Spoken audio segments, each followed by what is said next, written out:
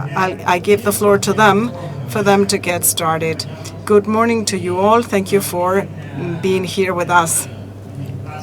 This is a talk under REM in this Congress. The title was the result of questions that we have been dealing with and that continue to arrive. It's a very informal topic. We sometimes talk about this over coffee. Are some fungicides no longer useful? The first statement was they are no longer useful. It was more even blunt. No one would consider asking whether some herbicides are no longer useful when it comes to soybeans. Weeds, when we fail in control, we see them from the road. And for diseases, we have to come down closer to the lot and make a different sort of effort. Thank you so much, Ignacio, for accepting this invitation.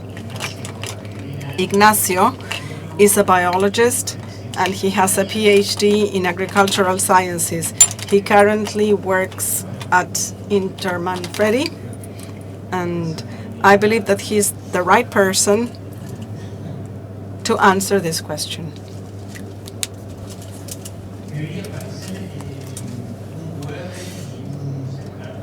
A QR should be seen or should be visible from behind, and a mobile number as well, so you can send over your questions.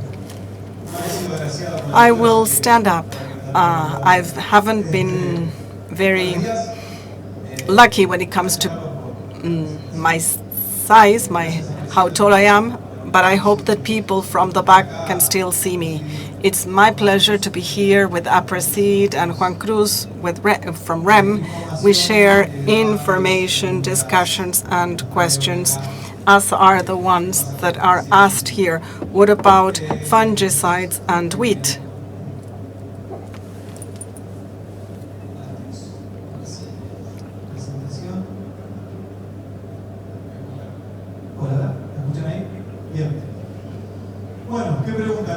So that's quite a question. Some are no longer useful. Talking about fungicides that are used for wheat. We will try to navigate down this question to give it some context in connection to the subject matter, and we will try and see how we can sketch out, so to speak, some sort of reply to this question that is by no means a minor question. Let's see how we regard fungicides, there's several ways they can be regarded, what they are and what they mean. We all know that they can be seen as one further tool for the comprehensive management of pests or diseases in this case. Another view is, the main tool for managing diseases. And another one is, as a tool that can help us put out a fire. I sometimes refer to them as an umbrella as well, just in case, something you carry just in case. We sometimes are so preventive focused that we apply things that are not all that necessary. This is how things are managed, that is, fungicides are managed for growing wheat. The most desirable is the first one, as one more tool for managing diseases. Here I resignify them. What do they represent? Generally speaking, or tacitly speaking, they are a specific type of pesticide that can control a disease, a fungal disease. This is in simple terms. But if we regard it from a more evolutionary type of point of view, considering the pathogen's evolution path, I would favor this other definition, a selective agent. We are talking about evolution, a selective agent capable of influencing the evolutionary power of fungal populations related to other evolutionary forces, such as the flow of genes, the genetic drift and others. And what do we do when we apply a fungicide? We intend to control a disease. That's basically the case. But what we do, and over time and whatnot, what the diet, so to speak, is of fungicides that we apply to wheat. We start managing populations. We manage populations. We manage the populational structure of pathogens. We are an evolutionary force. We are the artificial evolution of those populations and the management of those populations. So we see them from a point of view that doesn't have only to do with control. It's a selection force. We, not fungicides, they are a selection force. So when it comes to the control efficiency that we expect from fungicides, there is an important palette, so to speak, of all that has to do with the control efficiency of a fungicide, the selection of the active principle, the active ingredient. There is specificity. This depends on the target disease. We also have the criterion and the decision-making model that I will be having. How do I monitor? Do I monitor based on that decision criterion? That is truly important. Many questions that we deal with don't have a number related to them, a lot number, how the disease in the lot is doing, so to speak. Where and when do I apply, whether before the epidemic phase that I don't want to, in the polycyclic diseases, the exponential phase of the disease when it is already at a very high level.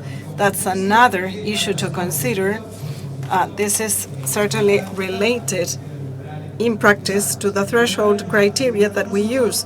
They ensure that we are applying fungicide prior to the exponential phase, that polycyclic diseases that affect wheat. We talk about spots, yellow spots and others. They affect wheat and they look quite close to the yellow spot. Having diagnosis, that is important, so as not to have an unnecessary application or to select the active ingredient or the mixture much better. The monitoring strategy and what is the model for decision making that I will have, the subdosing of active principle, whether voluntary or not, the quality of application both in seeds and on leaves. This is something very relevant that we need to take into consideration, where we look for a good control efficiency. And of course, as is the case of another line here, the capacity by fungal populations to generate resistance or to lose sensitivity when it comes to fungicides. What is the fungicide resistance? It is an acquired reduction of the sensitivity by a fungus to an API. An API that can control the pathogen. But let's go back to Darwin.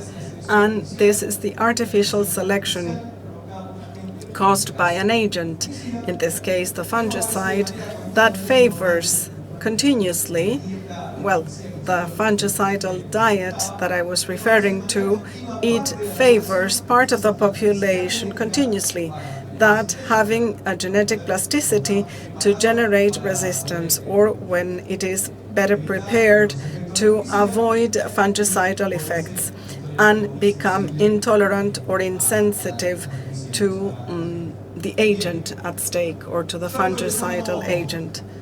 I talk about the molecular steps that have to happen in order for fungicidal resistance to be generated. This is partly why this happens, or the steps that need to happen so that there is fungicidal resistance for the fungicides that we use most often. So the first step that has to happen is mutations have to appear. Mutations do not depend on the agent. They are not mutagenic. This is inherent to the population of organisms, depending on what type and class they are, but there should be mutations in place. Some don't benefit the individual, and others, such as those that have agronomically important, will benefit them. So specific mutations on the genome of the organism. This brings about amino acid changes, and it ends up in a structural change of the protein. In the case, this is the target for fungicides, estrobirulines, carboxamides, and triazoles, the metylase protein. We end up finding that when this happens, and the body or the organism that carries, or the frequency of these organisms end up in a mutation or contribute to this mutation, we are talking about, well,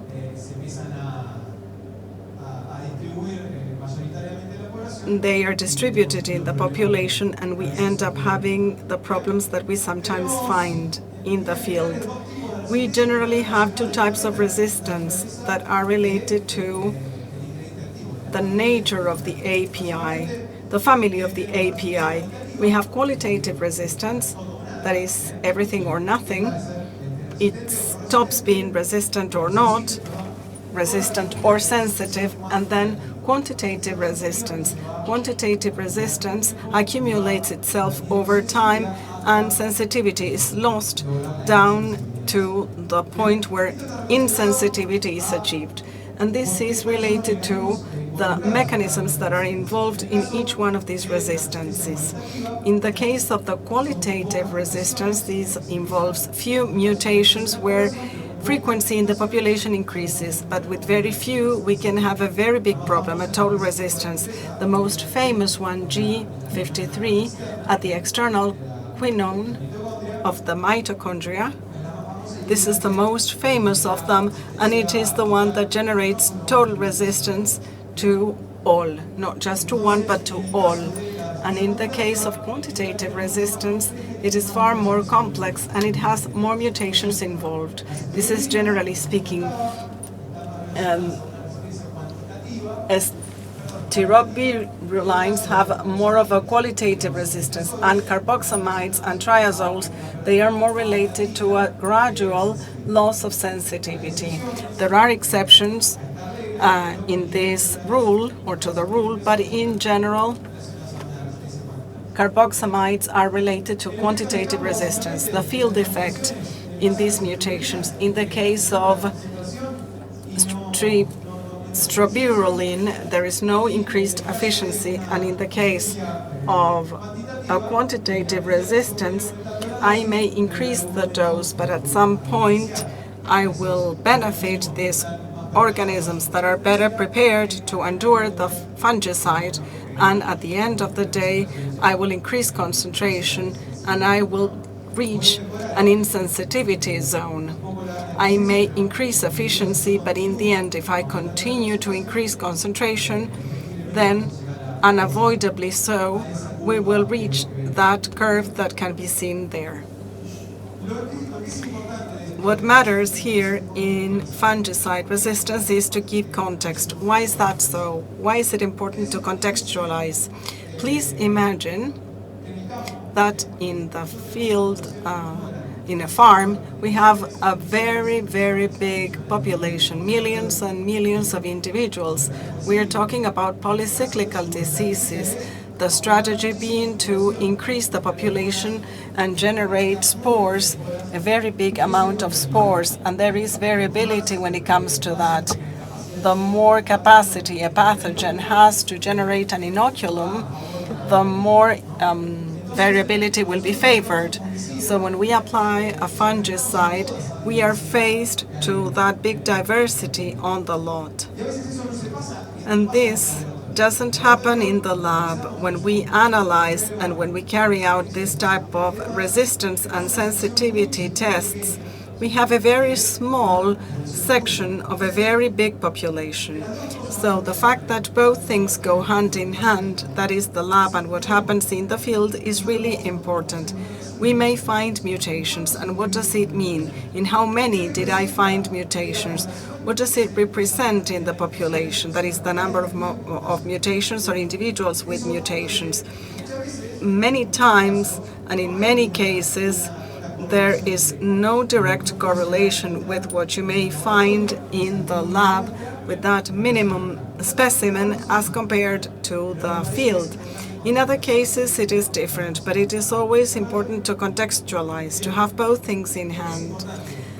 What matters in these tests or studies where the population sensitivity is tested, we should know the stage of resistance development. What is the status of the population in connection to fungicides? There are 3 stages. Emergence, there is an individual that appears with a mutation, and frequency is adjusted. Selection, we appear with fungicides and we help the mutation or the individual to last, to impose its frequency in the population. An adjustment, where we never want to reach, where we need to change fungicides because they are not working. So, as I was saying, monitoring this problem means bringing efficiency in the field. There's different ways to monitor efficiency of fungicides in the field. One of them is to control and test products, and another one too is to carry out efficiency protocols, dose response protocols. They are the one, if we compare against the product tests in protocols and tests, dose response is not what is most commonplace, but it's a good way to monitor the population as a whole. And of course, we get to find, or specialists get to find, what happens in the lab and to integrate both.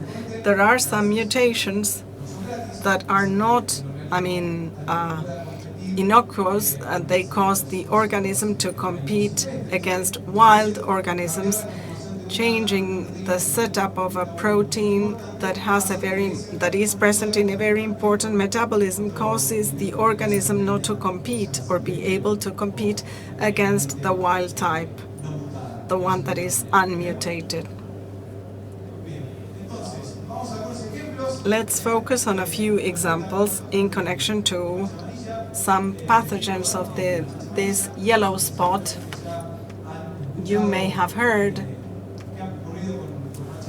people talk about what happened with this, and in connection to strobilurins, Carbona's effort. 90% were mutated by G143A. It brings down all strobilurins. It is caused by one of them, but this mutation does not discriminate against any strobilurine. And we are at this stage of adjustment where we need to change the active ingredients that we will start to modify. Triazoles, cyproconazole, tebuconazole efficiency has been brought down, but we have other active ingredients that can help and can change and keep control. This is from the side of triazoles. And in carboxamides for the yellow spot, they generally do well for controlling this disease.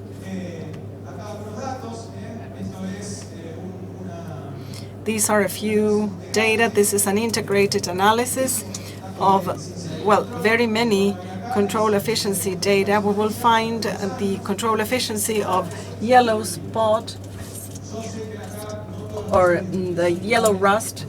Not all of them are the same, but this is just so you get a total overview of the populations that we are facing with all the fungicides. With all the variability that we have, there's region variabilities, there is a trend. There is one trend where we see that fungicide efficiencies come down. In the case of strobilurins, they come down.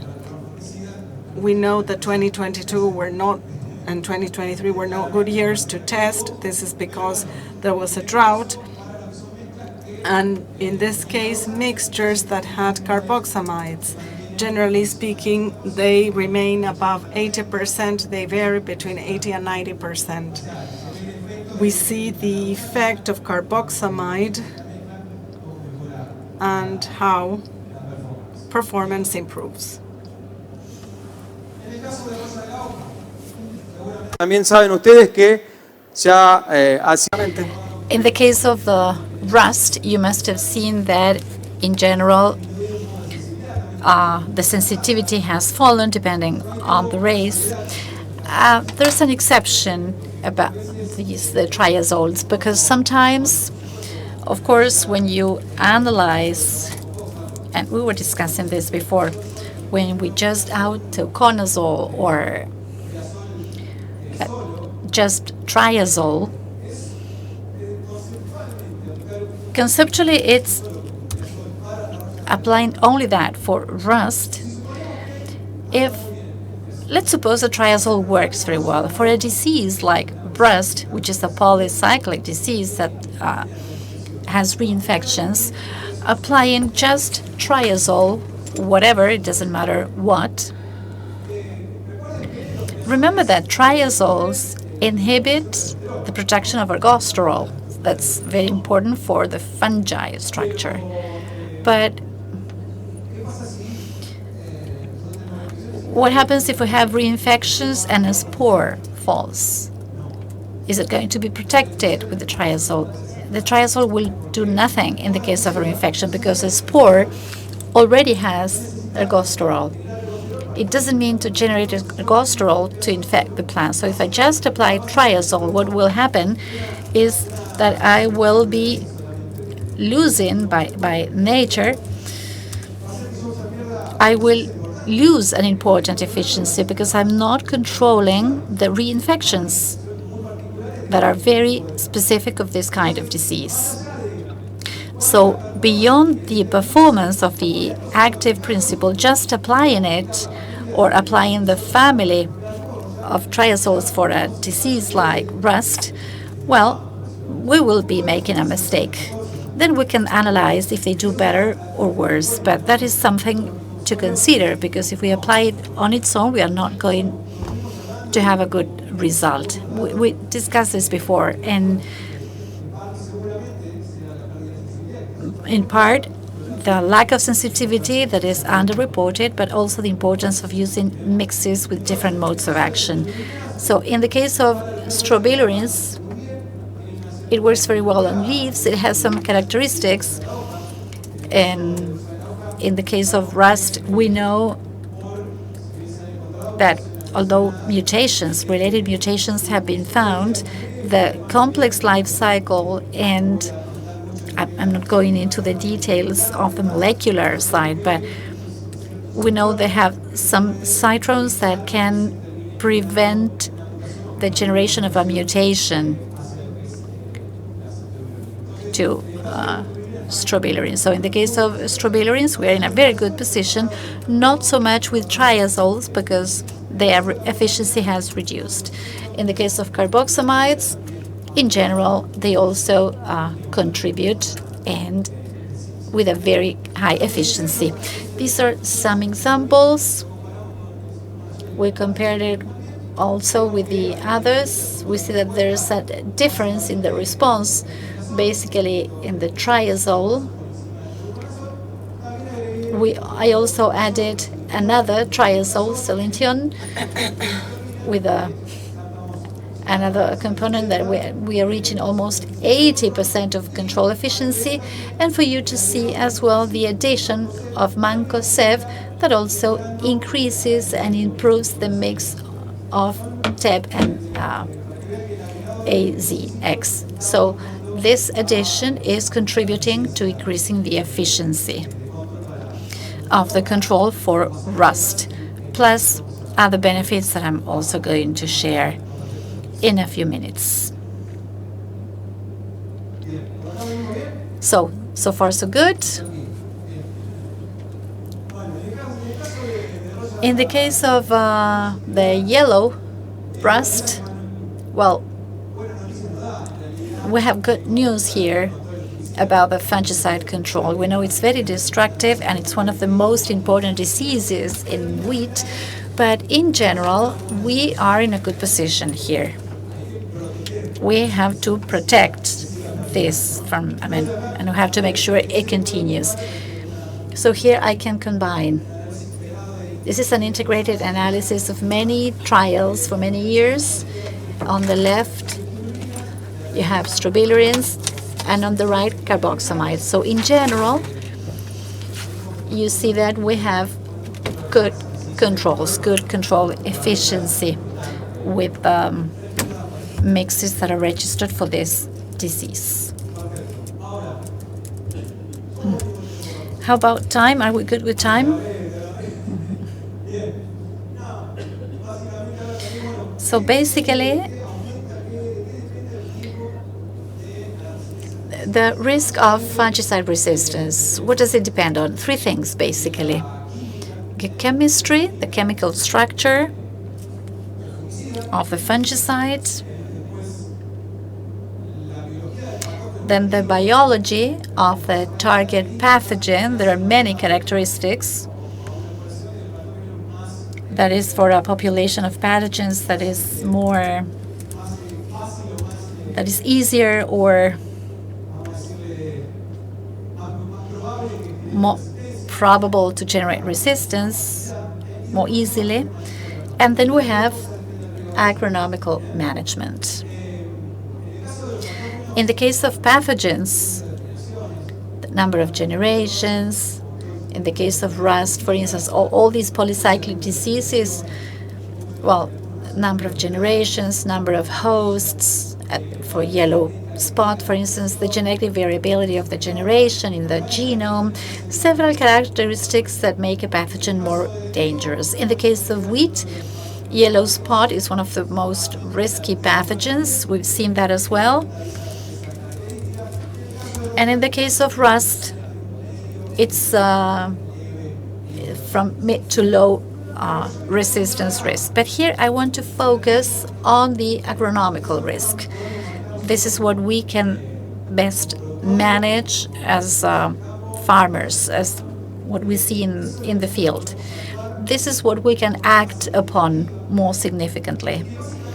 And basically, this agronomical risk is everything I can do to reduce the levels of the disease. That's it, basically. We have to reduce the levels of the disease, not just with fungicides, but also with all the other tools we have available to mitigate wheat diseases.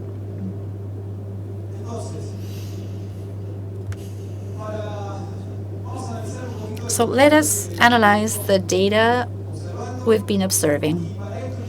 And for this, I would like to use this mathematical formula developed by Van den Bosch in 2014.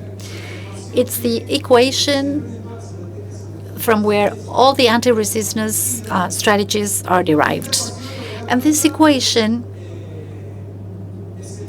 takes into account the selection coefficient, or it's a rate that shows the selection pressure that can go up or down in a given strategy. So I like to use this equation to see and to explain the characteristics or the results or the dynamics of the pathogens vis-a-vis the fungicides. This is basically made up of the selection coefficient, SR, that is the growth rate or fitness of the resistant and sensitive individuals. Fitness is basically everything that an organism should do to survive, to feed, and to reproduce. And T, that is the exposure time of the populations to the fungicides. So this is the This is a phrase, right? A new broom is better. And why do I say this? We've seen that, for instance, some fungicides, all fungicides in general, there the exposure time of one principle or another in the population is very important.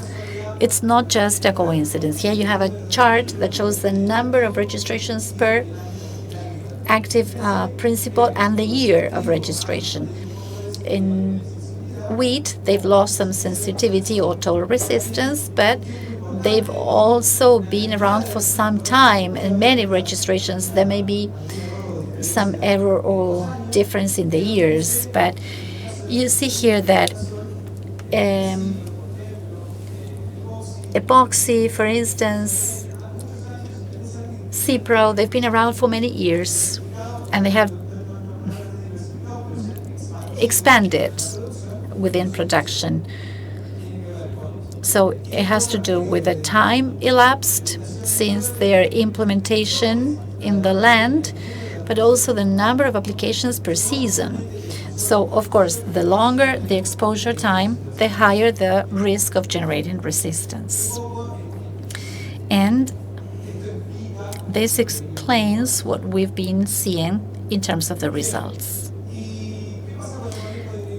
What about the management of active principles? What happens when I increase the dose of fungicide related to this equation? Well, in general, what I do when I increase the dose is to go against the fitness of sensitive individuals. But I increase the fitness, or I improve the situation for the resistant organisms. So what I will end up doing is that this number will increase. It's basic mathematics. And then as I increase the number of applications, what I do is to increase the exposure time. When I divide the doses, I increase the exposure time. It's 2 applications, and I favor the fitness of resistant individuals in the population. So what I do also when I add different modes of action is to reduce the fitness of resistant individuals and sensitive individuals, and I improve, of course, or actually I reduce this rate. Another strategy as well is to replace applications with a different mode of action, which has the same effect on this rate by reducing the probability of fungicide resistance. So, going directly to what we can do to mitigate this issue, or at least to deal with this issue, is basically, as I mentioned, to reduce the agronomical risk, that is the level of diseases we have within the wheat region, with the implementation of integrated management strategies like use of resistant varieties. The sanitary profiles are updated every year. The turnover of the lots, the use of pathogen-free seeds, or at least with an important analysis to see whether I have to apply or not, cultural practices, everything that has to do with the comprehensive management. And of course, nutrition. Today we are seeing interactions between the fungicides and the levels of nutrition. It's important to consider this as well. A well-nurtured plant, a balanced plant, responds better than if it's below the levels or above the levels it should have. So the vision of the system is very important in the context of disease management and in the context of crop management in general. This is what we're trying to implement.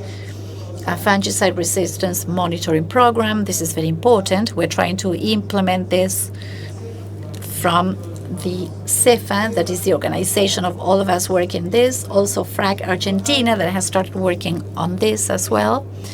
Many companies are included.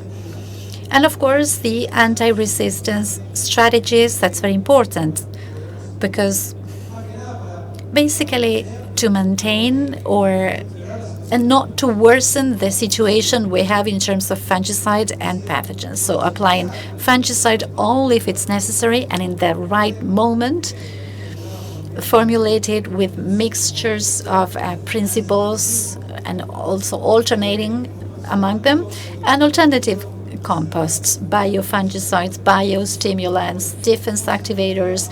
We have alternatives to reduce the number of applications of the fungicides. And of course, respect the doses in the label. This may sound obvious, but it's important to mention this. And of course, to include new active ingredients, carboxamides, strobilurins, etc. So in this sense, fortunately, in the past years, more ingredients have been added. In the case of multicides, Folpet now is replacing chlorothalonil in the countries where it was discontinued. Mancozeb for some time. Also, it has been included in the disease control in wheat. And chlorothalonil that is being implemented, of course, is now in corn in general. In other countries, it's been used for a while in some countries. I understand that in Argentina they are implemented. So multicides, what they do, it's one of the best strategies to mitigate fungicide resistance because it's less probable for pathogens to develop resistance to these ingredients. And then in the case of the triazoles, methyltrifluoconazole, and I insist on proteoconazole because it changes the dynamics of the triazoles because it doesn't compete with the substrate of the protein, so it gives it some benefits. So I always like to emphasize this, to have options among all the triazoles that we have. In the case of carboxamides, it's a family that keeps expanding. More carboxamides are being added, and this allows us to have more options. A different site of action, that is the one inhibitor, that is fempicoxamide. It's also about to be implemented, or perhaps it has been already. And we have alternatives to rotate. So, going back to the question at the beginning, and now to conclude.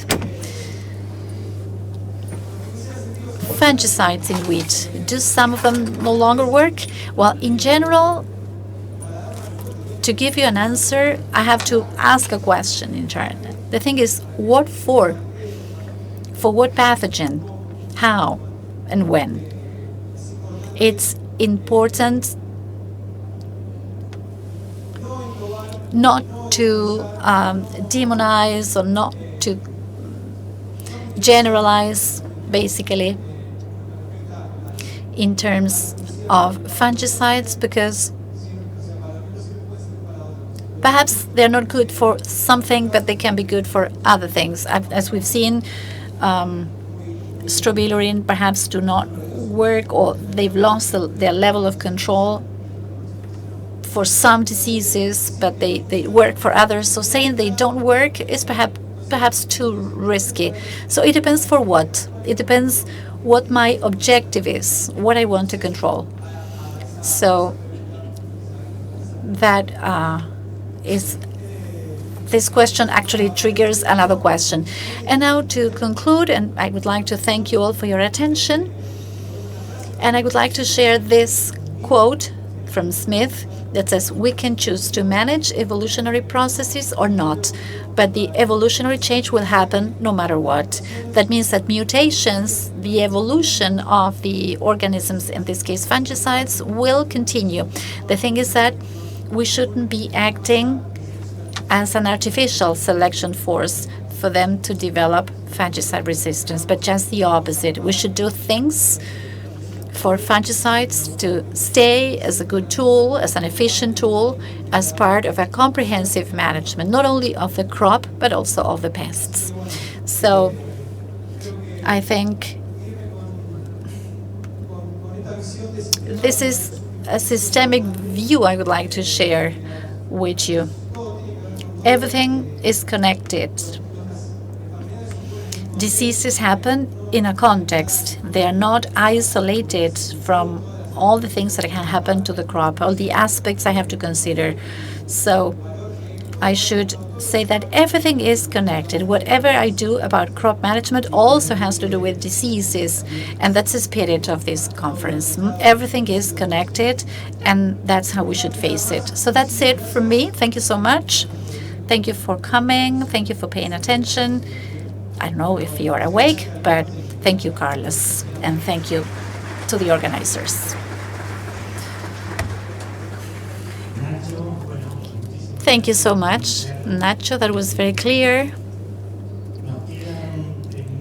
We have 3 minutes for questions. There's one that is the most frequent question.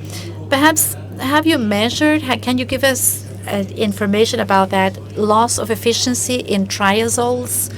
Do you have a number for it? Well, in general, as I mentioned before about triazoles, if you apply them on their own in the context I mentioned, not using it mixed with others, we do not achieve an efficiency of over 30% if we apply it alone. So it's counterindicated. It should always be supported by another family of agents that will be better. In general, if you just use one mode of action, in this case triazoles, we're not over 30 or 40%. Perfect, Nacho. Another question here. You mentioned alternating the modes of action, but in general we use 2 modes of action and 3 different mechanisms of action. How can we improve on that?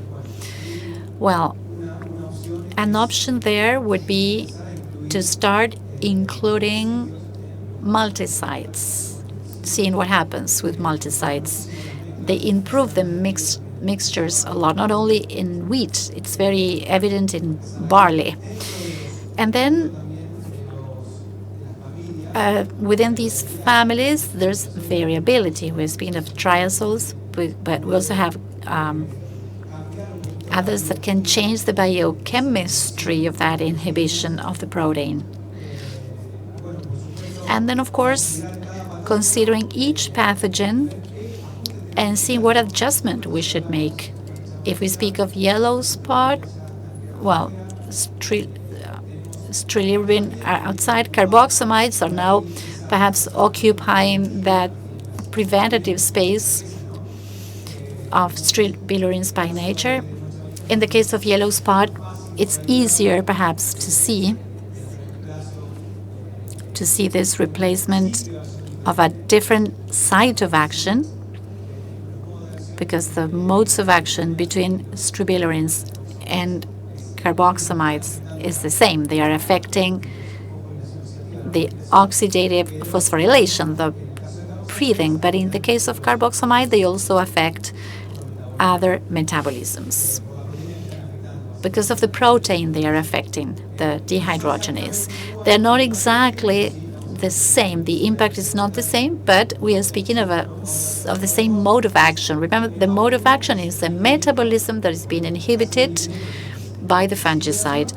The site of action is directly the protein that is being inhibited. Thank you so much.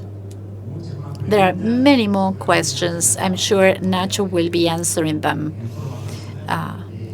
personally outside. So I'd like to thank you all. I would like to thank Ignacio. So from our network, from REM, when we showed the stages of development of resistance, if it's emergence or adjustment, I think it's a challenge for us. Seeing the wheat resistance map for each crop, for each disease, and for each chemical group, we should be able to know at what stage we are and improving the strategy.